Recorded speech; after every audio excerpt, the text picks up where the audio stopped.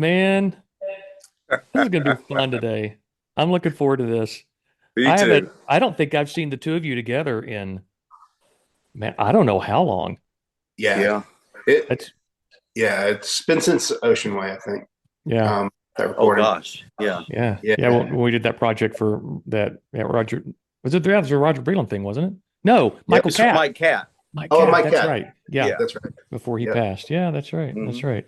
Well, let me give a proper introduction here so we can kind of kick off the podcast the right way. So I was just thinking about this the other day. You know, you can't watch the CMA Awards or the Grammys or any I don't know, big production that involves the music industry as a whole without seeing somebody that played in Truth. I mean, That's true. Truth That's is kind of this. It's kind of this starting block for so many people in the music industry, and it's where I've met so many of my friends and guys that that I think will be lifelong friends, and we have memories and things that no one else can duplicate. And that's where I met you guys. I met you guys, gosh, what, 87, 88? 87. Yes. And then 89 for me. Yeah. that's right, Yeah. because you came a little bit later. But yeah, I'm looking forward. I don't know where this interview is going to go or this conversation is going to go, and I'm here for it. So my wife Jackie was just like, I'm so excited for you because this is there could be some fun stories here. So welcome to the podcast, the Childers Thank- brothers, Mike Thanks, and Mark Andy. Childers. Yeah. So let me just kind of set this up. So back in the Truth days, so you're Mike, you were saying 88 was when 87. 87 was when we first met you. You played Yep. drums, and then Yep. Mark, you came along in 89 I did. playing And bass. I kept begging my brother to Yeah. get me in there somehow. Yeah. He Oh was, my gosh. it's, Well, there was nothing Yeah. else like it. Where else are you going to do 300 plus shows a year? right. Man, You know, that yeah, that really is true. I mean, it helped, I think, me and Mark hone our craft. Yeah. you Yeah. No guys, doubt.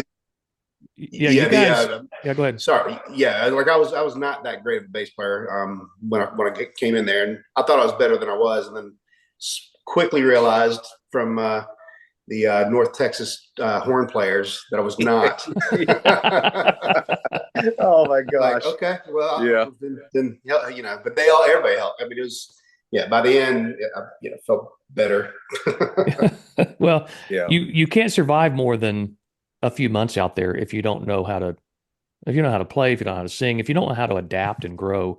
I mean, it is a meat grinder for musicians. Yeah. Where you gotta buckle down. You gotta learn how to play with a band, and let's get to your story. So I know that one of the things that people are going to want to know is like, who have you played for since? What have you done since? Now, you guys both went on to play for Him. You were part of our band for several tours. And Mark, I have this indelible memory of you. We were in Sholo, Arizona, I Mhm. think, and we were on the Jackie Velasquez tour.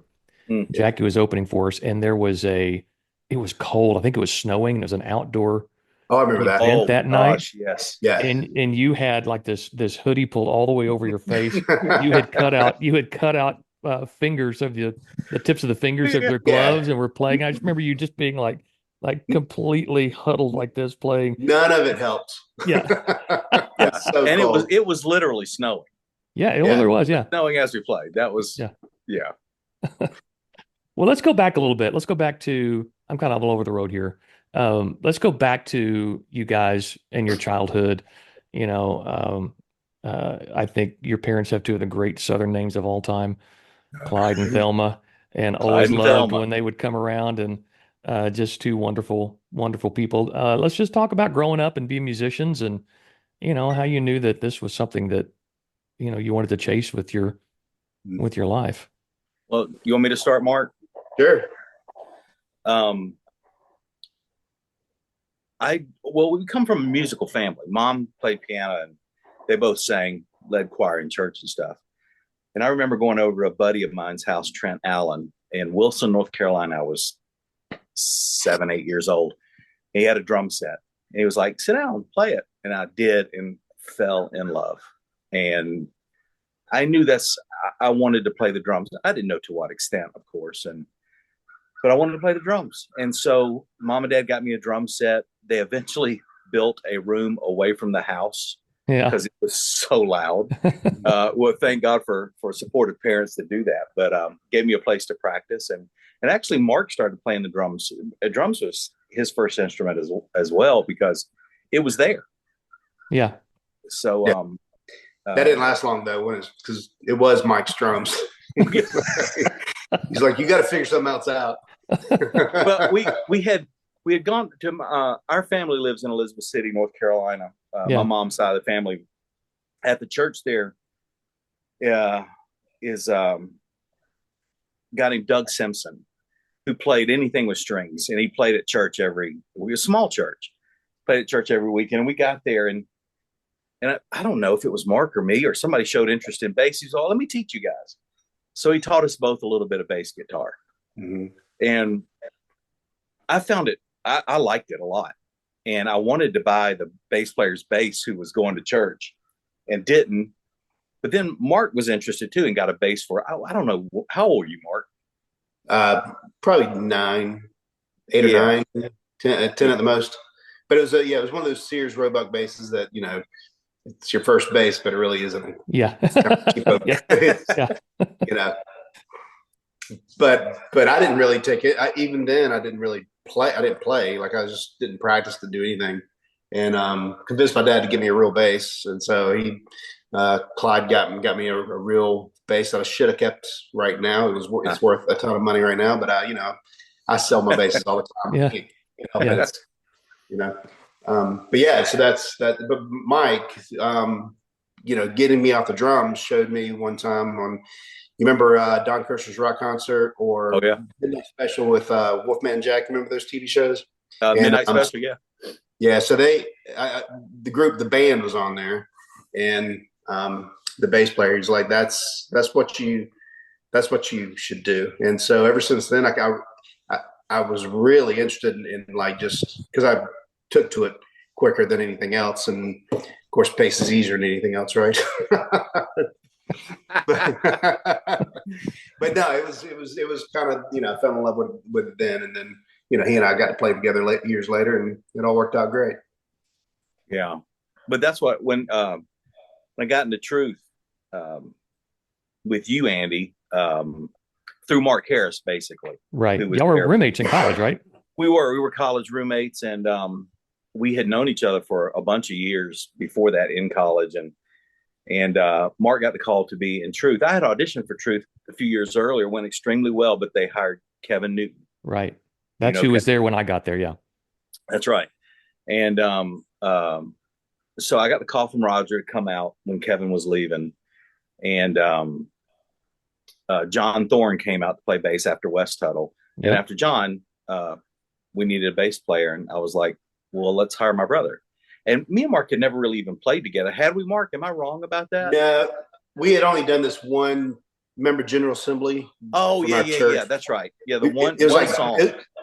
But it was my first time to play in front of anybody, and it was 20,000 people in the arena.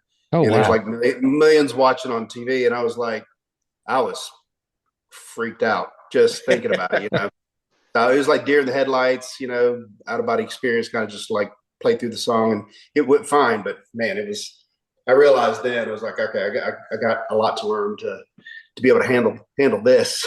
Yeah. What were you doing? What were you doing at the time, Mark? Like, where were you when you got hired for Truth? For Truth, I was in my third year of college at Lee University. It was then called Lee College, but and I was ready. I was ready to not be in college. I just wanted to play, and he and Mark weren't college material. We were not. Same. I did the same thing. Yeah. I knew what I wanted to do, and got the call and told the band that I was playing with at the college at the time, hey, I'm leaving school. And you'll have to find your new bass player or whatever, but I'm going on the road with Truth. And I didn't know of the grind it's going to be, but it was eye-opening. Nobody does. Nobody can comprehend it. You can't. I mean, I tell people, and it's still kind of they're like, so 9 out of 10 days you're playing and you're staying at people's houses that you don't know. And some of their stories are some of the best stories ever. Yep, that's right. Just inquire some of the most interesting, sometimes scary. Yeah. Can you give us one of those off the top of your head? Yeah. So let me think of the. Well, okay. So here's kind of a funny one. So the guy that me and Tony Bordeaux, is that his name? The guitar player, was he? He was with us, right? I can't remember. Yeah, he was that would have been after my time. Yeah, that would have been after Dana Capolino. I was the road manager at the time. Okay. So we went home with a casket builder, and so he was a nice guy and everything, but it wasn't the kind of thing where he had he didn't want to have a conversation. He was like, he's just housing us for the night, and like, yeah, here's some water and cookies and whatever. Just good night. And let me measure you really quick. Yeah. And so so he showed us to the room, and it was one full-size bed for the both of us. And I was like, just is whatever, so there's a casket in our room. There were caskets in the hallway. There's caskets in his living room. It was caskets everywhere. He was like, wow, it was everywhere. I'm assuming they were empty, obviously, hopefully. But we went to sleep, and Tony was freaked out. He was like, he was nervous, and I was like, it's no big deal. It's fine. Don't worry about it. So went to sleep, and about 2 hours later, he had a night terror from the worst ever. I mean, it was like screaming bloody murder, and just was like, I was trying to calm him down. It took about 2 or 3 minutes to calm him down. And, he dreamed that people were getting out of those caskets and coming to get him. Oh my goodness. Like, so that was just one night. We had 200 nights of that a year. Oh yeah. You called me. Mark called me one night. I was the road manager at the time. This is where I thought you were going, Mark. Right. He said this lady brought us home. I think it was you and Joel. Yeah. And the sax player. And what was Joel's last name? Shoot. Siegel. Yeah, Siegel. That's right. And Mark called me and goes, "Hey, Mike, this guy's drunk." The woman brought us home is really sweet, but like, he's drunk and scary. Like, I don't feel safe. So it was that kind of stuff you'd run into sometimes. Oh yeah. Yeah. But that we walked in there and he wasn't there yet. She said, "Well, my husband's coming home with some food, so we'll be here in a minute." He walked in with a bucket of fried chicken, threw it on the table, and was like, "Here's your chicken." And Joel was standing there, and he kind of brushed Joel's shoulder, like, pushed through him when he had plenty of room to walk around him. He just kind of, just being kind of, that way. And I was like, and they had a cat, and I'm deathly allergic to cats. Oh, so that was my out. So I was like, "Mike, they got a cat." Oh. Anyway, yeah, we were always given the road manager's number just in case we ran into something awkward. But a lot of times, cell phones back in that day. No cell phone, so you just had the hotel. That's right. Number, and you just were kind of on your own. I have so many stories like that too. We've told them on this podcast with so many truth people, just about even getting to a host home and you didn't have the number and you're just kind of stuck. Yeah. And there were some crazy situations because you'd get to these churches and they just need people. Like a lot of times, some people would not show up at the last minute to take you home. That's right. They would ask for volunteers, and people would just walk up and say, "I'll take somebody home." And like, that's never a good recipe. I'll take you home. And the converse to that, there was some great. Oh, sure. There were few and far between. Yeah. But I remember playing here in Nashville. It was early on. You would have been in. We all would have been together, and we were playing at Two Rivers Baptist, which is not Two Rivers Baptist anymore. And we're in the car on the way home, and the girl's asking me, like, "So you play what?" And I said, "Drum." She goes, "Oh, my husband's a drummer." I said, "What's your name?" She goes, "My name's Celeste Hammond." And I'm like, "Oh, wow." Like, who's your husband? She goes, "Mark. Have you ever heard of him?" I'm like, "Well, Mark's my favorite drummer of all times at that moment. Still one of my favorite drummers."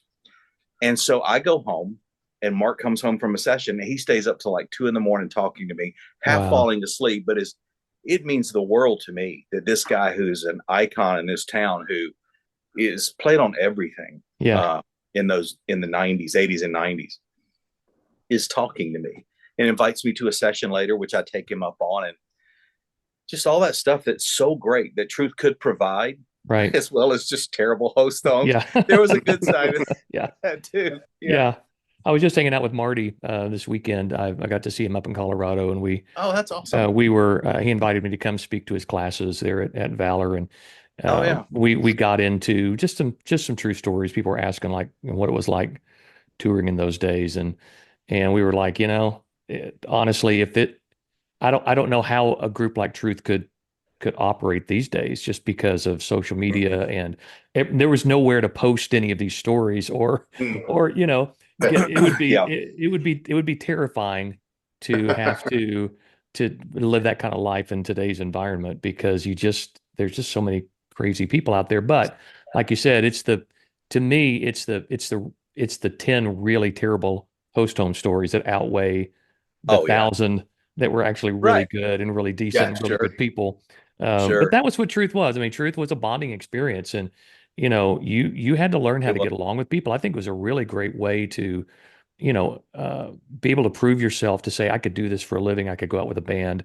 Yeah. I can weather any storm. And Truth members were pretty valuable, if they spend any amount of time. And you guys know that, and you have tons of stories about, how hireable you probably were once Well, you left yeah. Truth. My first gig in town, because of Dave Cleveland, who was in Mhm. Truth with us. Yeah. Dave is responsible for so much of my success in town. Just his belief, was with Twila. Hmm. And I spent the first year with her. This is when I finished with her, was days before I came out with you guys. But I asked Twila one time, I said, you realize that you've got like 5 Truth people in this band and crew, because Tim Ransom was out with us doing Oh, lights. wow. And she goes, yeah, I love them. I'm like, why is that? She goes, you guys don't complain about anything. It's like, True. because what good would it have done? We would already done the hard days. Truth Yeah. was truly the hard days, Yeah. good days, formative days, growing days, but they were hard. So, Yeah. so that was my first insight into how valuable maybe an ex-Truth member might be. Yeah. And, it's funny. It took a couple of years, even when For Him started, and we started to kind of climb with our career, that we would say no to certain hotels or accommodations where, in Truth, you're just like, look, it's 5 guys in a room with 2 beds, and you're going to Oh figure it yeah. out. And there's no arguing. And it can Right. be a, $40 a night motel Yep. that's all Roger was going to pay for. But then you get Yeah. to a certain point, you go, wait a minute, I don't have to do this. I can That's right. actually ask for something a little bit nicer. That's And right. there's always still some sort of, I still feel it sometimes, because I still go out and travel a lot. And sometimes I'll get put in a certain place where I'm like, oof, this is going to be a rough 24 hours having to stay here. Yeah. But then there's something that kicks in and goes, okay, here's what you do. Here's what you don't do. Here's where you don't take your socks off. Here's where you don't, you know, here's, Yeah. here's where you pull back the covers and check for things, and, Yeah. but it gives you a certain muscle to where I think you're very valuable in the music industry, because you're so flexible. And we also didn't Yeah. have set lists, Oh, Right. that I was one never of the knew what things. that was. Yeah, no, until we got out of Truth and got into different Yeah. situations, Yeah. because we had to learn what 35, 40 songs and have those in our back pocket before we ever took the Yeah. stage. At least. And if you were brand new, you could be told to learn these 35 or 40, but Roger at any moment would go, let's do this song. And you're like, okay, how's this going? Yeah. That happened to me a couple of times. And the very first few shows, I was like, I don't know that song, but I love Truth. I had listened to it for years. So I kind of knew the song, and you just kind of wing it. So Yeah. it's easier for a drummer than Yeah. for Mark than it would be Yeah. for Mark. And you learn how to rap. Yeah. Oh my God. That is, my wife to this day is like, I really want to see that video. I'm like, I don't think it exists anywhere. Oh, it exists. I've got it. I know. I just don't want her to know about it. Oh, it's so terrible. Oh, good Lord. I'm the whitest rapper. I make Vanilla Ice look like Dr. Dre. Do you still know it? Do you still know Yeah. it? Can you bust out a couple lines for me? I know the first, don't get me wrong, I wasn't born into this high prestige. I was adopted by a king through his son, you see. Yeah, and that's where I lose it. After that, I don't think I know anything else either. Yeah, and that's plenty. Yeah, let's just. I'm just glad it it was you. I'm just glad it was you and not me. It was so bad. Oh my gosh. Oh my gosh. Well, so tell me. So Mark, will get to your story here in just a minute, post truth. But Mark or Michael, where did you go after Twila? So what was after that? So you came with us. Well, came with us for a season. Yeah, that's one of my favorite things that happened. He had. I did the fall with Twila, and I went from the first tour ever on in Nashville to the biggest tour because we did the Young Messiah that Christmas. Oh, wow. And Norman Miller was her manager, and Young Messiah was his thing. John Hammond was not going to play drums anymore in Young Messiah, and through David, Norman asked me if I want to do Young Messiah. I was like, well, sure. And so we all got to see each other again, which was awesome, and hang out. And, you guys, even though we worked for you, it's a different thing later on because we were peers for so long. Yeah. And then you're our bosses, but it always felt like brothers more than bosses. So, and then I did the spring with Twila, and then Twila's run was going to end Saturday. So I think it was like Wednesday. We were going to leave that night and to go on to the last run. And Mark calls me, Mark Paris, and he's like, hey, we're going to let our drummer go, and we have a live DVD to do next weekend. So I was like, Mark, I'm leaving tonight. And he goes, okay, when can you rehearse? I said, well, I get back on Sunday, I guess Monday. And so they did this real quick thing, and me and the band, we got into sound check for Monday, Tuesday, Wednesday, left Wednesday night, went to Birmingham. That was my first show with For Him 3 days after the Twila tour ended.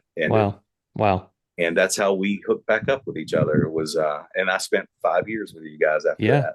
That's right. That's right. Yeah. And then Mark, when did you come?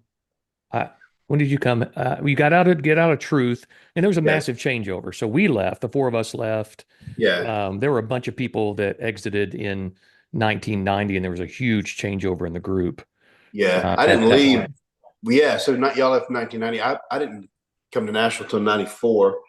So I was there with Wesley after you guys, and Peter Penrose and several other people. So I was there for quite a bit, and then came to Nashville in 94 with my then wife. We're not married anymore. And so they had a group called Karen Lee. So Lee Capolino and Aaron Fairchild, and then so Dana Capolino and me we would kind of play a little bit, and we did that, but it was short lived, and then started doing some Amway shows on weekends or whatever, and trying to just trying to make ends meet and all that. And then I got a call from New Song from Atlanta. Yeah. And started playing with them for about 9 months or so, and that was great. But then I think that's the timeline, I guess. And then right after that, I got with you guys around 97. I can't remember, Mike. Do you know? Gosh, not offhand. We only did one tour with the previous band, and then you came. So it had to be the next tour. Which was that Jackie Velasquez? Was that your first tour, Mark? Yeah, I think it was. Well, I don't know if it was. No. For Him, Point of Grace. For Him, Point of Grace, the arena thing we did. That's right. And then after that was Jackie, and then later on we played with Jackie for a little bit, and then it was the 90s were great for CCM, and it was like everybody's doing great music, but that around 2000 kind of seemed to as far as side guys go, like me and you, it was like it kind of seemed like there's not much more happening. We're going to have to make a transition to country, which I'd never played before, or never really listened to much. And but then so Jay DeMarcus from he went to Lee University also. But he way before he was with Rascal Flatts, or created Rascal Flatts, he was playing with a country artist named Shelley Wright. Yeah. And so he was playing keys at the time there because he plays everything, and then hired me to play bass. So I was there for a couple of years, and that's how I got into country. But yeah, it was like right around, and it kind of went back and forth because me and Mike went on tour with Carmen during that time, and also I went on tour with Twila Paris because Dave Cleveland had called me to come do that. It was a Let's back up. Okay, let's back sorry, up. sorry, I'm going. I gotta Can have we some not Carmen skim over stories. some things? We can't skim over Carmen here because this is, I got to know what it was like touring with Carmen because we all got to know Carmen. If you were around at all Yeah. in the '90s, you got to know Carmen because he was everywhere. He was a friend to everyone, but he was a unique Yeah. character. What was it like touring with him and being around him all the time? Mike, go. But I'll say that Carmen's thing, as you can imagine, was different than anything else altogether. Yeah. So I had been with you guys, and Randy Lovelady called, and he was putting together an arena tour for Carmen. And he told me who he had hired, and it was going to hire Mark, or had already hired Mark. I can't remember. But there's a bunch of the guys in the band that I knew and loved. Dana Capolino, Yeah. Joe Hogue was out there, and some horn players, just a bunch of people, even in the crew. I was like, well, that should be fun. And the old thing, Andy, it's either the money, the music, or the people Yeah. on tour. So for me, You have to have the two or money three and of the those people. things. Right. It was That's money. right. You have to have 2 out of 3. So mine was the money and the people. I didn't really know Carmen's music that well. The only thing I really knew was from years ago was the Champion. Uh-huh. And it was odd. I mean, you have women showing up with, like, God had told them they were getting married that night, so they'd show up in these gowns and all kinds of weirdness and stuff. We did a lot of we played Madison Square. It was cool. Wow. Had a great band. That was cool. But I learned real quick on that tour that the 3 things, music really has to be one of them for me. And it was hard. That was a hard tour for me because, unfortunately, I had my brother out there. It was always great traveling with Mark because I always had a pal and something to do and somebody to talk to and hang out with. And but I really didn't like playing that music very much. And Carmen was fine. It was just a different thing altogether. Yeah. But I came from growing up playing R&B and rock and roll, and I love vocal groups so much when I was growing up, especially the R&B stuff. I listened to Spinners and Tavares and Isley Brothers and all that kind of stuff. So playing for him, Point of Grace, that kind of thing, I loved that. And it was just a different thing, and it was. I don't know. I'm supposed to say something good. I don't know. Well, look, hey, he's a legend, and everybody has He great is. memories of him. It's just if you knew him personally, he was a different cat. He was a different cat. That's a great way of putting it. He was a different cat, and I tell this story all the time about being on Young Messiah tour, and the first 2 tours that I did, we were on the bus with Carmen, and like the 3rd year, I remember calling Jeff Quistad, who was road managing the tour, and I called him like in October, and I just said, "Hey, can you put me on the band and the band bus this time?" Yes. And he goes, "Well, why?" And I went, "Well, I mean, look, I love Carmen, but his personality and my personality just don't mix." And I said, I don't want to watch fight videos every night. Oh my gosh, I forgot about that. That is true because I was on his bus one time during Young Messiah, and that's all. No. He was on another bus, but Ralph Carmichael got into him, the conductor. Yeah. And Ralph wanted to see him every night. Oh, no way. Oh yeah. So we watched fight videos there because Ralph loved them. Oh, incredible. Incredible. Yeah, Well, I show up the bus. I show up the bus on the first night of the tour, and I take my stuff on, and then right behind me is Wayne Watson, and then Wes King. And There you go. we all made the same phone call Yeah. of, yeah, can we not be on that bus Yeah. this Yeah. time? But, again, Yeah. Carmen, we're not going to speak ill of him because of the legacy that he had. And really, he Of was a course. wonderful person. That's true. But again, just one of a kind. Yeah. And he was a big personality for sure. He But was. I I'll never. remember. I remember. Oh, sorry. Go I ahead. remember when I was in college. He was coming through Chattanooga, and I was into obviously into watching bands and just whatever like live stuff I could see, and I had seen the Imperials with Jimmy Lee Sloas, and that blew me away and whatever. So Yeah. somebody wanted to go see Carmen. I was like, okay, I'm into seeing a band or whatever. And so I went there, and then all of a sudden it was just him, no band, just him with a guitar. And I was like, oh no, I got to sit here for the next 2 hours, listen to the guy play acoustic guitar or whatever. Anyway, kept my attention like nobody's business the whole time.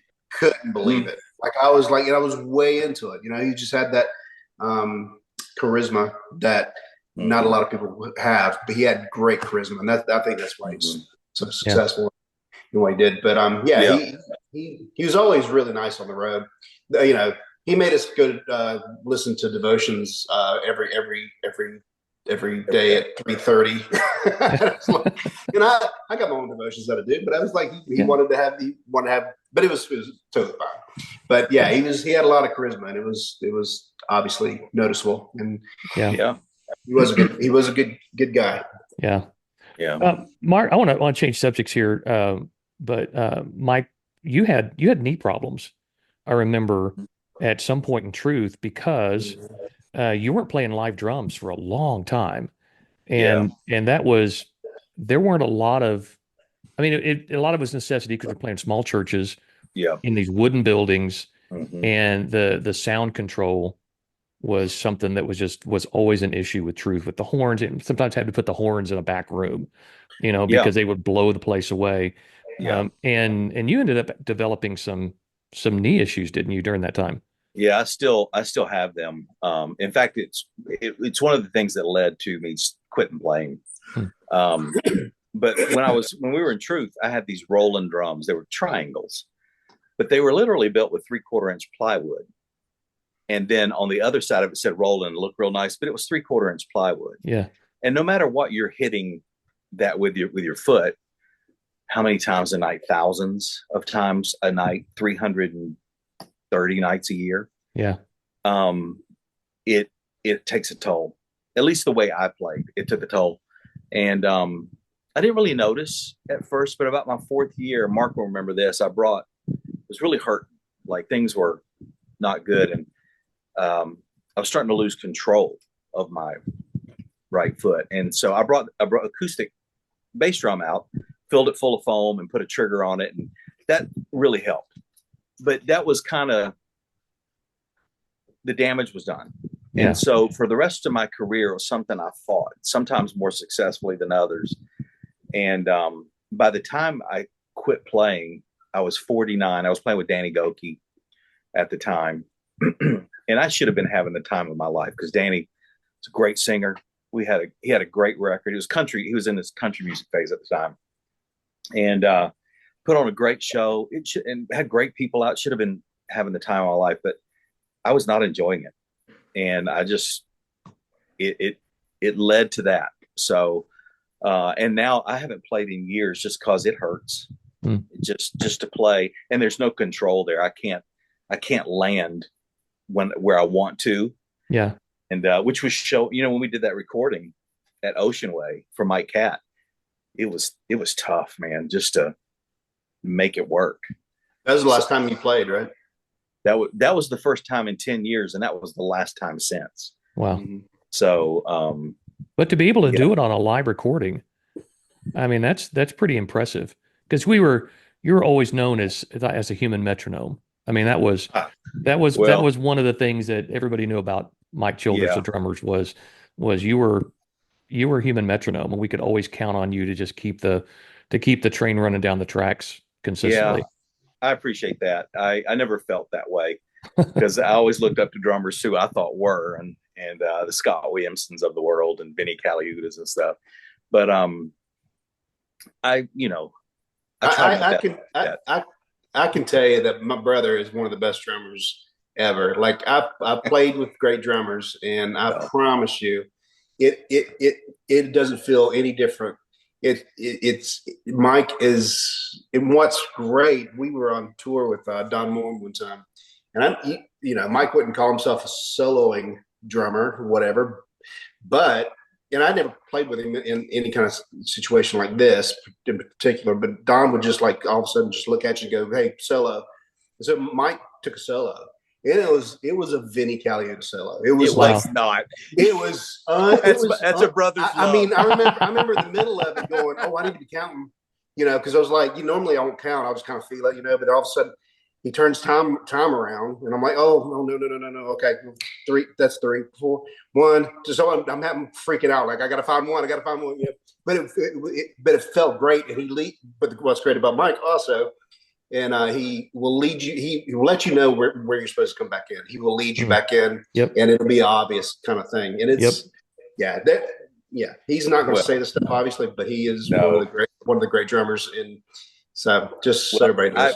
I appreciate that, and I feel the same way about my brother. I remember when he came to Truth, much like I was, he was rough around the edges, and I was too. I remember my first night playing in Truth, I was like, I really shouldn't be here, even though I'd prepared for it for years. And Mark came in, he was rough around the edges too, but it wasn't long at all. And all of a sudden, it's like, okay. And I remember there was a point, I don't even know if we ever talked about this, Mark, but I remember Mark was telling me, he's like, I'm working on the modes and stuff, and I want to make sure I know theory really well. And most people don't know this about Mark, but when he, later on, he taught himself to play guitar so he could really work in bigger areas in what he does now. So I remember Mark getting his stuff together quick. And then I remember hearing him later. I was listening to a thing. It was one of the last things I did in Truth, and you were playing, and I remember just Mark bass was up pretty loud, and I was like, dang. I mean, from where he came from to where he was like, oh my gosh. So he was ready for Nashville when he got there. And of course, he's done extremely well. And I think Mark's not only a great bass player, though. Mark's a great hang, which is huge in this town. Yes, I agree. Yeah. Yeah.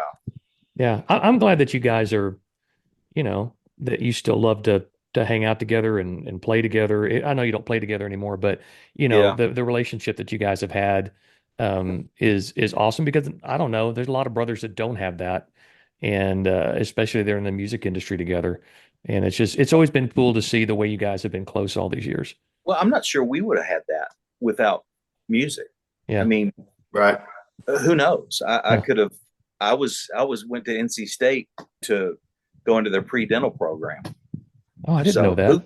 Yeah. When I was in high school, I was accepted to state, and I wanted to be a dentist because my dentist was like, if you'll go get your degree, you can come work here. You can be, this will be your practice.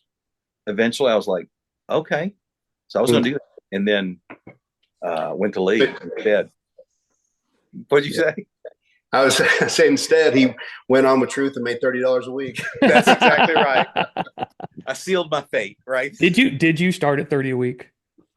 I did. Oh, you dog. I started at 20. Are you serious? You must have negotiated a better rate. Yeah. I don't remember. Well, drummers were way more valuable than singers. Drummers and keyboard players. You guys could kind of. By the time I got to Truth, Scott Kern had been there for 5 years. Kevin had been there for 5 years. I mean, Truth had a minimal amount of drummers over the. I was there for 5 years. Rick Ball was there for how long, Mark? 7, 8 years, whatever it was. I mean, I'm not sure. Precious few drummers in Truth. Yeah. Well, and Mark, I want to get to your story here in just a minute, but I want to go back to you having to give up drums because your knees just weren't they weren't going to allow you to continue to play, especially play the way you wanted to play. And you moved into management, road management, which was something that you mentioned back in Truth that's a you talk about a baptism in Oh, learning how things work on the road. If you can be a road yeah. manager in truth, you can probably road manage anybody. Well, it was like I said, a learning experience. Also, in truth, we needed a bus driver because Tim Ransom was leaving that day. So he was Yeah. like, "Anybody want to drive the bus?" I said, "Sure," because I was always up to learn something. Another reason truth couldn't exist today Oh was gosh, no because doubt. Yeah, yeah, you could not do that. In fact, it is God's miracle that nobody ever died in a truth bus accident. yeah, it really is. Yeah. They almost did when I drove one time, but it was, we'll tell you about that later. I drove a Yeah, lot too, but it's like, yeah, yeah. Anyway. yeah. I remember. Yeah. So I learned to drive the bus out there, learned to road manage, sort of. And back there, there's no cell phones. There was a Rand McNally atlas. That's how Yeah. you figured out where you were going. Hmm. So it was tough. Later on, I had I had married Elisa, my wife, and my two older kids were getting to their teen years. My and I wanted to be around, so I kind of swore off the road and stayed home. Me and Mark started a studio, Faders Up, Franklin, Tennessee, Yeah. and we built that and worked there. And but later on, I think the older kids were like, I could tell Dad wants to be on the road, so they actually talked to me like, you should go on the road again, Dad.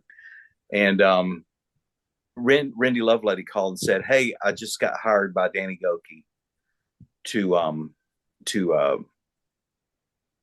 to manage him, and I want you to be his drummer, but I also want you to be his tour manager." So that's kind of the gateway how I got back in it while I was playing.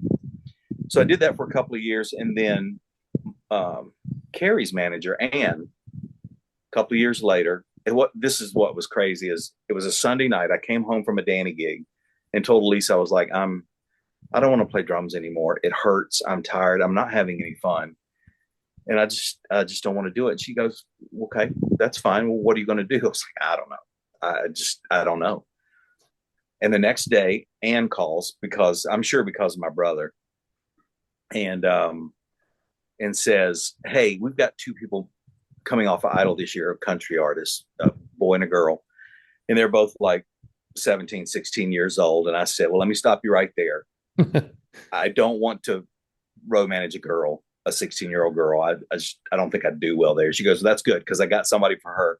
I want you to introduce you to Scotty McCreary." Now I hadn't watched Idol. I didn't know who he was. So she said, "Can you fly up on Thursday to Philly to meet him?" And I said, "Sure." And so I met him, and we spent the next almost 11 years together. And he was 17 at the time. I was 49. Wow. I figured it would last 3 months, and that'd be it. But it was really good, and did a great job in pairing us up. We're from the same area of the country. Turns out me and his mom were born in the same hospital 5 months apart. Oh my gosh. Our families had gone to church together, were going to church together at the time. And her dad, Judy's dad, gave my uncle his first speeding ticket and got his license back from the judge when the judge took it because he was going so fast. And so we have all this family history, and Scotty was raised near Raleigh, and me and Mark were raised in Raleigh. So we have all this proximity that we knew. So it just worked.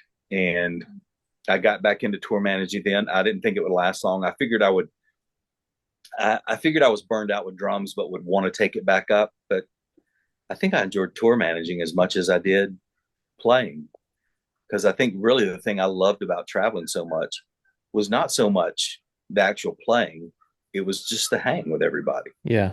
I really, and when you're on a bus and you get back on after a show, it's probably the funnest time you can have when you're just laughing about it, especially if somebody made a mistake. Yeah. Oh my gosh. That's the best. Yeah.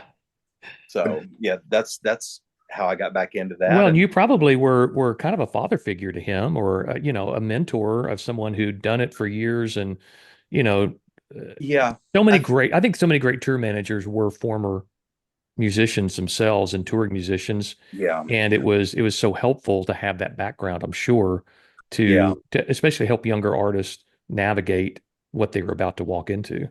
Well, there was times early where being a musician helped. I remember Scotty did this thing with Stephen Curtis Chapman, this duet thing, and Scotty was in rehearsal with him, and they had picked out one of the, I forget what song it was, but every key change fell on a Scotty verse. Like Scotty was taking the next verse and there's a key change, and Scotty wasn't getting it. So I took him back. I was like, hey man, you got to remember there's a key change here. You got to go up this, and I'd sing it to him, and he was like, oh yeah, yeah. And then he nailed it. So things like that helped. It helped solidify his trust in me. And there were times I gave him really good advice about his career that turned out to be right. So, tour management, I can train anybody to do that. It's trust that you have to build. And we built it early for whatever reason, and it worked. So, and I love that guy. He's an incredible, even at 17, like mature beyond his years, incredible guy. I can't say enough good things about it, or his family, his mom and dad and his sister, Ashley, and his wife. He chose this magnificent girl to marry that he'd known since he was in kindergarten. That I just love to death. And they have a little boy now. I am thankful to God that my last thing I did in music, I was allowed to walk away on my terms, but also it was probably the most fun I had in music was the very what a last gift. thing. That's a gift. It was a huge gift. Yeah. And God was anytime you can walk away on your own and not be forced out. I mean, that's the road we all hope to take. It was way more fun doing that than being with For Him, is what you're saying? No, touche. It wasn't that all, because I had that was the thing about For Him. For Him was set apart from everything else because it was not like everything else. We talked about this earlier. We were peers for so long in truth, and I had known Mark since I was 18. By the time we were in For Him together, Mark Harris, since I was that other Mark. You know me since.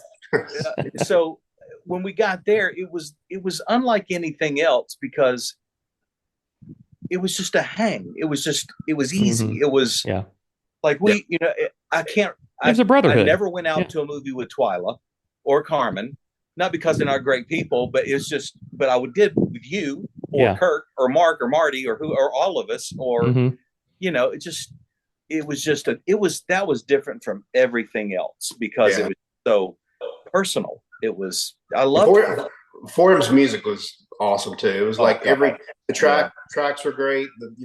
All the guys that played on those tracks. I mean, Gary Lund to, you had so many people. I mean, it helped me, just further my vocabulary and just learn all those things. And because you're having to follow Michael and Marty in charts.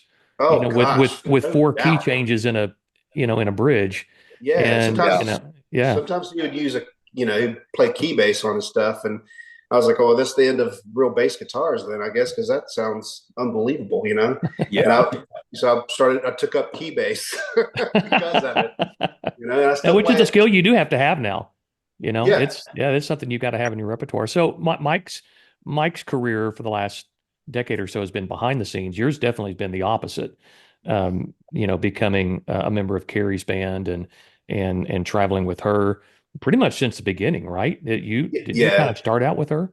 Yeah. So I had not watched Idol that year. It was in 2005 and 2004, 2005, and then and actually Mike said, that girl's going to win. And I was like, what's her name? And he said Carrie Underwood. I was like, oh wow, that's so cool, But so they did the Idol tour in 2005 the summer, and during that Idol tour, a friend of mine that I'd hired to play with a different band said, hey, do you want to play for Carrie Underwood? And I was like, oh yeah, she won Idol. That's sure, love. And so we actually, on October 15th, 2005, the band was formed, and we were sitting in sound check, rehearsal studios. And her entourage came walking in, and we had learned all the music. She got up there, she sang, did her whole album, and then they walked out. We met them, of course, but we didn't really talk to them. And walked out, and I was like, "Did they like us, or?" But from then on, it was a whirlwind. So, like for the next 9 months after that, we did every TV show, late night show, award show, whatever you could ever imagine. It was a whirlwind.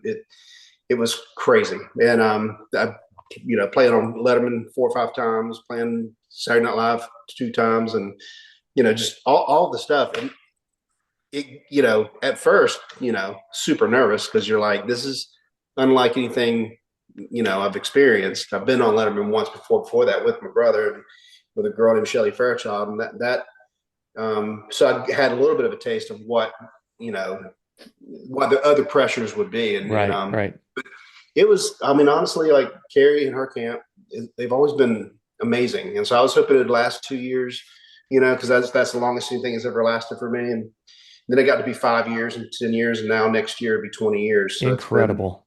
It's been a I long can't time believe now. it's been 20 years. That is wild. That is wild. It's funny every time Sunday Night Football comes on. Yeah. My wife and I was like, "Oh, I think I see him. Oh no, he's over there somewhere." But you're pretty unmistakable. Just because I know you, and, Right. I know who to look for. But yeah, that's wild. Just to be, to be on a platform that huge, because she's obviously one of the biggest artists in the world over the past 20 years. And everything that I've heard about her, she's wonderful. And of course, her and her husband are, kind of pillars of the community. That I assume you have a pretty good relationship with her. And my husband Mike, he and I just ate breakfast yesterday here at Leapers Ford, just kind of catching up and all that. We kind of, I mean, she's my boss. It's the same, it's not like we were fast friends, and the whole band kind of would hang out and that kind of thing. But, I've always known how to let my bosses know that they're my boss. Like I don't ever assume that I can say or do or be any person that I want to be. There's always a respect thing of like, this is the person that employs you. And it's just, it goes back to trust, is what my brother was saying, so you have to establish a trust. And I think it goes a long way when it comes from the employee, Yeah. And because they've proven their trust with you, just hiring you and saying that they believe you can do this. And I became music director in 2006. So it was, But she trusted you pretty quick, Mark. I remember, like, early on, we were at the studio and she called you because she had a flat tire on 65. Oh, right. wow. Right. I mean, this was earlier. Yeah. Like, I don't think you had the gig very long. Yeah, it was before she was married, and so she didn't have her family's in Oklahoma, and so she had 2 or 3 people that she could call, and was it the flat tire? I can't remember, something like that. But I remember. No, because we went out to change it. I remember because, and so, but I remember thinking she must really trust him for that to be a call, but Mark's always been real trustworthy. I think one of the other attributes that Mark has is that he's trustworthy with protecting the people around him, especially high profile artists like that. He's really good. He watches his words really, really well. And I don't. So You never have, Mike. Yeah, I never have. So anyway, he's really good he's a trustworthy person. So I've been called into the office a couple of times, so I've it escapes even the best of us sometimes. Oh man, can you give us an example? No. You don't want to get called back into the office. Yeah, it's like, I thought we dropped that years ago. Yeah, exactly. Yeah. Oh, that's funny. That's funny. Well, actually, this is not about watching my words. This is so funny. It's like, I'm always try to be so attentive about like details of what they want from me or whatever. And so we were playing HBO, I think it's called Men of Valor. And so we were ending the show, and like Metallica was there, and like a bunch of different people were there, but all kinds of, artists. And the tour manager, who's also a musician, so it's like Mike, he knows what's going on. And he said, "Hey, we're going to be the last thing, but they don't want you to kick back into the walk off where you're playing and where she's walking off. It's going to end there." And so at the last note, she's singing high. That's it. I was like, got it. Got on stage 10 minutes later. kicked the band back into that walk off. We were like just rocking out, and right in the middle of the walk off, I was like, oh no, it was just, it just didn't stick with me or whatever. Yeah. So I got off stage. Well, actually, I did not remember it in the middle of the walk off. I had forgotten. And so I got backstage, and Carrie comes up to me. And she goes, "Weren't you supposed to stop at the end of the note?" It was my boss saying it instead of like tour manager or manager. She came up to me, and I was like, I think from then on, everything kind of I try to keep everything, in my brain when somebody tells me something. But it's like those kind of things that you're just like, oh, you just make mistakes, Yeah. We've all been called back in the office. Again, HBO wasn't happy though. The HBO was like, why are they playing? Anyway. Oh gosh. And can you remember, Andy, you remember when, and I know Mark will remember this, when we were on the For Him Point of Grace tour and Michael Hodge started Circle of Friends in the wrong key? It's one of my favorite stories of all time. Man, I went straight to the sound man after the show. I went straight to Tom Wilson. Yeah. I was like, Tom, give me the cassette. I want that. He goes, Michael Hodge has already got it. I was like, did he just come from the stage straight to you? He's like, absolutely. Got off the stage and came here. And I went to Michael. I said, man, I want that tape. I want to hear. He goes, no, man, this is just not edifying to anybody. We never got to hear it. So I'll set this up. I've told this story before, and I think I told it. I don't know. It was either on the For Him podcast or the Point of Grace podcast. But tell the story of why that was such a bad moment. I told this like 4 days ago. The story still lives. Do it. Tell it again. Oh, from how I remember it. Oh, yeah. We were. What church was the big church in Texas, right? Was it Prestonwood? Was it Prestonwood? It might have been. Yeah. It felt like it. It was big, Mm-hmm. And so do you remember the song, Mike? What song? Circle of Friends. Circle of Friends, yeah, okay. So so it just starts out with guitar and the girls. And they were doing an acoustic set. They were kind of up on stools and doing an acoustic set with Hodge up there. Yeah, that's right. And so he starts in. They start singing, and the band's just sitting back. And obviously none of us had perfect pitch, or we'd have realized something's wrong. So it was relative pitch, maybe. But so we just sat there, and on the second verse, I think we're supposed to come downbeat. The whole band come in big on the second verse, and he was a half step down, and we came in a half step above. He had put his capo on the wrong fret, and it was like it was like as though it was just the biggest. And were there? I have a memory of there being there. They were using vocal tracks. Oh yeah, as well, because we kind of all were back then. Yeah. And so you've got them singing, and then their background tracks their vocal tracks coming in a half step different.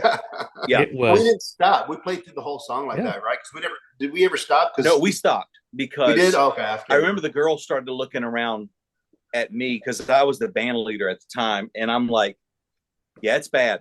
It's real bad. And so we just stopped, and they were like, what happened? It's like, oh, it's our fault. Sorry. Because, you need to take the blame because it was the band's fault. It was our fault. It was Michael Hodge's fault. That's what it was. I saw him not long ago. He's such a good dude. Oh, he's sweetest the guy in the world. He's great the best. player. But of course, I had to bring it up to him. And it is a story we all carry with us. If you're in that point, you're like, and it's a cautionary tale too. Anybody that's been in a band for a certain amount of time has experienced something like that, to where it's a total train wreck, and it just adds to the lore and the legacy of what the touring life is all about. I've got a video of a Truth video, and I haven't played a long time, but I got this 5-string modulus I'm playing, and every string was perfectly in tune except for my E string, and I couldn't hear it in my headphones. So I'd be perfectly in tune. It's like, but I could hear it. If you listen to it, it's the most hilarious thing ever in the history of, because I had too much bass I love bass, so I had too much bass and nobody else on my phones. Anyway. I got to tell you, funny stories. My favorite story I ever did, and I was playing with Zoe Girl at the time. Jackie Street was playing bass. Oh, wow. And who coincidentally, my youngest son, Aiden, is named after my brother and Jackie. Aiden Christopher, Mark's first name is Christopher, and Lane, Jackie's middle name was Lane. Jackie Lane Street. Perfect. Yeah. Um, but we're in San Jose, and we're not far from where Journey's from, San Francisco. So we go play this place, and they take us out to the main stage, and I walk up on stage, and there's this gigantic drum set. I'm like, what kind of rental kit is this? And there's this big red piano, and all these guys are playing a Journey song, and I'm thinking they're a Journey cover band. Well, finally, the bass player turns around. I'm like, nope, that's Ross Valerie. That's Journey. We're at the wrong place. We need to go somewhere. What? So we take off. We go off the stage, and we're like, sorry, we're here. Sorry. We tell the guy we're at the wrong place. They take us to the stage we're supposed to be at, and so we're there that night. And fortunately, Journey's drum tech knew Jackie and me from Cartage days at Nashville Cartage and Sound, and came over and talked to us and invited us over after our set was done. The magic is that during Zoe Girl's set, Zoe Girl always did an invitation to come to know the Lord. Yeah. And during the invitation, Journey sings Open Arms. So as Elisa's going, if anybody here tonight would want to give their heart to Christ, and you can hear Journey. Yeah. If we're not playing, you can hear them, and you hear them go, so now I come to you. Well, me and the guitar player and Jackie are doubled over. I mean, it's this tender moment, and we are hee-haw laughing in the back because it's just one of those moments you can't plan. It just happens. And it's one of my favorite stories ever. The road has, I wish somebody would compile books of everybody's stories, because you never believe half of them, but that's one of those things that just, well, that's one reason I love doing this podcast, is because I feel like there is a way to document some of these things and give people that will never be able to have the experiences we had, just to get a taste of what it was like, because you're flying by the seat of your pants half the time. I mean, you don't, you think you know what you're doing, but when you've got 6 people on stage, anything could happen. For sure. At any moment. And you've done a great job, Andy, of this, because I've watched a bunch of these episodes. And I remember the first one I watched was Michael O'Brien. Mikey and me, we were on the Twila tour together. He was a keyboard player. He was recording his first album. In fact, I remember rooming with him one night. He goes, man, you mind if I play you something? Let me know what you think. And I realized at that moment, oh my God, this guy's like uber talented. Like, I had no idea.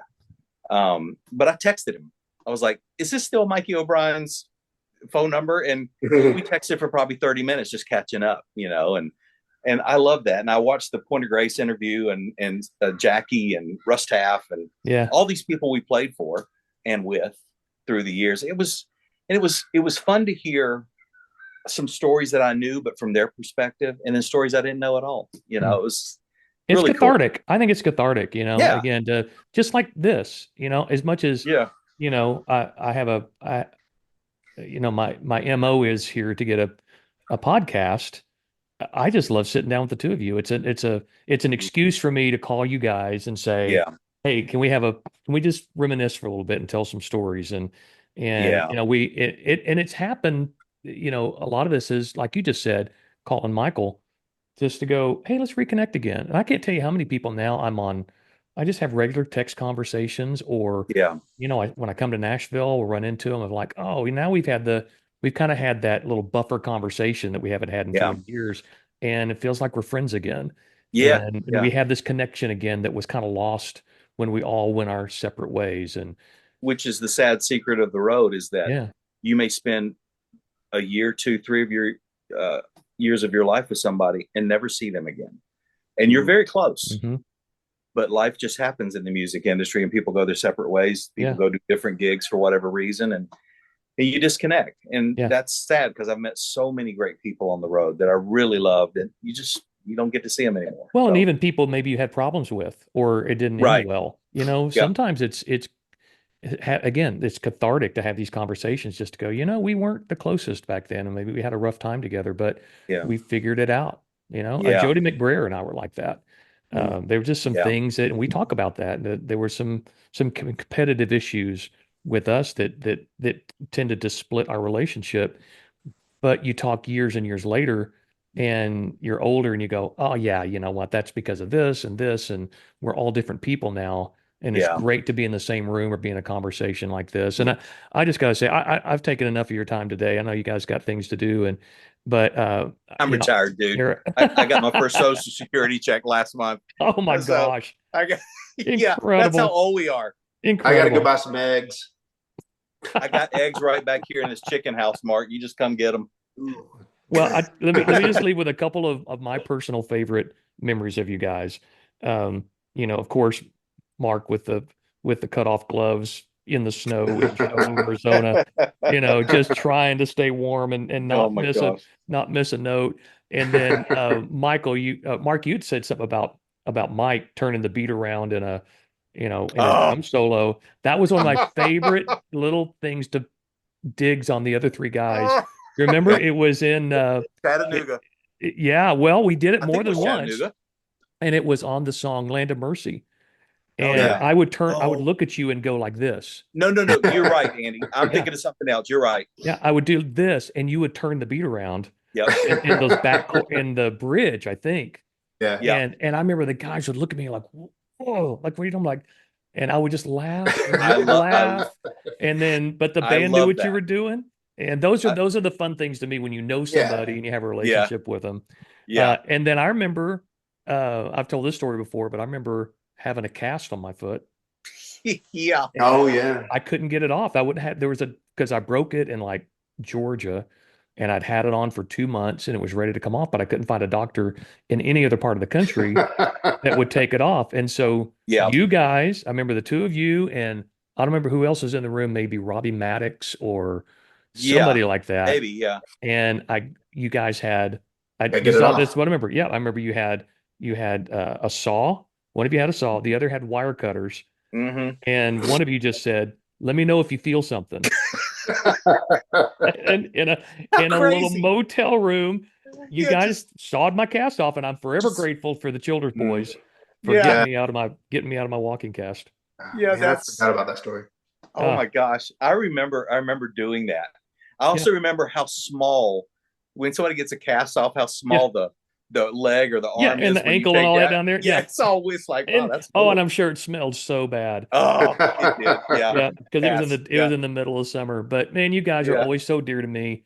I love being around you. We've got to do this more. I know, Mike, you and I got to see each other at Mike Atkins' 70th birthday party, and Yeah. you live really close to my daughter down there in Spring Hill, so We do. we'll be back pretty soon, and we're definitely going to go to coffee. And Mark, I know that, man, I keep missing you on the road with Carrie. One of these days Yeah. we're Got to. we're gonna find you and come hang out with you. But man, I just great memories, great friends. I'm glad you guys are still just the same as you were 30 years ago when we were traveling together. Yeah. Just grayer. Well, All hopefully right. we can hang out. And, Yeah. praying I for should you have said Cowboys. What's They're not that? my Cowboys anymore. I divorced Oh my no, gosh. dude, I divorced them Did like you? in Really? 2006 or 7, and I'll tell you when it happened. Romo was the quarterback, Mm. and they had to win in Philly on the last game of Hmm. the season to make the playoffs. And you knew they probably weren't going to. But they were down 40-0 in the fourth quarter. Yeah. And they had a drive stall on about the 30-yard line sometime in the fourth quarter, and they kicked a field goal. Mm. Oh, And something yeah. broke in Because I that makes a broke. difference. Yeah. Yeah. Something broke in me, and I just went, I'm done. Wow. I They didn't know both that are. about you. I Yeah. didn't know you were done with them. In fact, I was Oh, going to yeah. talk to you about that Mm. because me and Mark are Green Bay fans still. And fortunately, our Man, backup quarterback, who was terrible at Tennessee, is yeah. been the Magic Man. Hey, Mark. There you You go. see it? Oh, there Yep. you go. Yeah. Love it. Yeah. Now there's Jackie Um, Street, by the way. Oh, yeah. Oh, one of my- man. Wow. Miss that It's one dude. of my favorite pictures of him. Wow. I've Wow. got one of him at our house too, where he's not playing, but he's smoking his pipe, Yeah. and he was dear to me. He was Yeah. we met twice a week for lunch Wow. for a long time, and just loved him. He died far too young, but Mhm. he was something. He was Yeah. something. Yeah. He was a legend, is what he was. Yeah, for sure. Well, guys, thanks. This was fun. Enjoyed it Love so you, much. buddy. Yeah, I love you guys. Yeah, Dude. I'll let you know when this airs, probably in about 3 weeks. That's All fine. right. Yeah. Feel You free should to go edit watch. out my Carmen comments. I mean, Nope, I feel that's bad. staying in. I'm just too honest when it comes to stuff. That's okay. So, Hey, it wasn't malicious at all. It's I we've hope talked not. Carmen on here quite a It bit. was really more about me than him. I mean, Yeah, he is who he was. yeah. Oh, I think we So codified all that. That's great. yeah, good, Yeah, I good. had Peter Wolf on. He's on this week. I haven't seen that, and I do want to It's see. it's really good. I bet it is. He's a Christian. He and his wife are big time believers now. What? Oh wow. Just so cool. That's awesome. Yeah. I had no idea. I didn't either. I didn't either. And he called me, he just out of the blue, he called me, Andy, this is Peter Wolf. Oh my And I'm like, gosh. oh my God, I haven't talked to him in 30 years, man. Of course, yeah, Looks the same, just as even more successful than he was back in the day. And yeah. the dude's just, he's a legend. But man, it's What just, record? yeah. What record did he work on? Well, he did The Ride. So That's he right. produced Wings and Oh, he did Wings. Between You and Me, Love Finds You. Oh yeah, Yeah. And then we went out to his place for the message. We went to his place in Austria, and it was a disaster. that's right. That's my memory is that when you guys went out to Austria, but like Wings, I remember Wings was every Christian drummer's favorite track I because bet when that was Vinny. That was Vinny, that yeah. was Vinny, Yeah. and to get to play that every night or try to play that every Yeah. night Yeah, there's a great Vinny story in that. He was out, Peter's studio was in Simi Valley, and the drum booth was in the garage. And so he had a camera set up in there where he could watch Vinny and talk to him. And yeah. when they did the take that was the final take for that song, they were kind of watching it back, and they kind of took their eyes off the camera for a little bit. And when he started that track, he wasn't smoking a cigarette, but by the end, he was smoking a lit cigarette. And they were like, "Wait, how did he?" And that was the track they kept. Oh my gosh. Yeah, and Wow. somehow in the middle of that take, he reached down, lit a cigarette, and kept going. And that's the one we used on the record. Amazing. Such a monster. Yeah. Yeah. That was that was for him was, unfortunately we didn't talk about this in the bulk of the podcast, but you guys, like, there's nothing you guys couldn't cover. Like, nobody sings a ballad like Mark Harris or even writes one. Kirk was gifted by God with tone, like, Andy, you could sing anything, whether it's this falsetto or just your range. crazy rock and roll. And then Marty's just a freak. Yeah. Marty's a freak because we had it all covered for sure. it was covered. Yeah. And so that was what was fun every night, was just hearing you guys in our ears singing. It's like, what the heck? You just didn't get finer than that, So that was a gift Wow. to be able to play. Because as a musician, you're always like, if your singer's not very good, you feel like you almost have to overcompensate. I never felt that way for him at all. Like, you guys gave me freedom not to play like the record, but never felt like I had to overcompensate for anything on your end, because you guys were ridiculous. So it was we were all a good match. I think it was just, again, I look back at those days, having you guys on the road with us. That was just, to me, that was the pinnacle of our career. It was just, that was so fun. Yeah. It was fun. And, those arenas were, we played almost every major arena or place you could play. Yep. I mean, before in Point of Grace, it's still going on, and we got dates this weekend. Yeah, the tour that wouldn't die. The tour that wouldn't die. It was, but it was great. Like, it. I know it would lasted a long time, but it didn't seem that way for me, at least. Yeah, I loved it. So anyway, All right. Well, I kept rolling, so I might use all that. Oh gosh. Well, good thing I didn't curse or anything. I have learned not to hit stop when I say, okay, that's. I think we'll stop there, because then some of the good stuff comes out. So for sure. So, anyway. For sure. All right, love you guys. Okay, for us, buddy. That was so fun. That was so fun. Yeah, I'll come see you guys next time I'm in town. Sounds good, man. All right, love y'all. All right, see you. Love you. See you. Bye.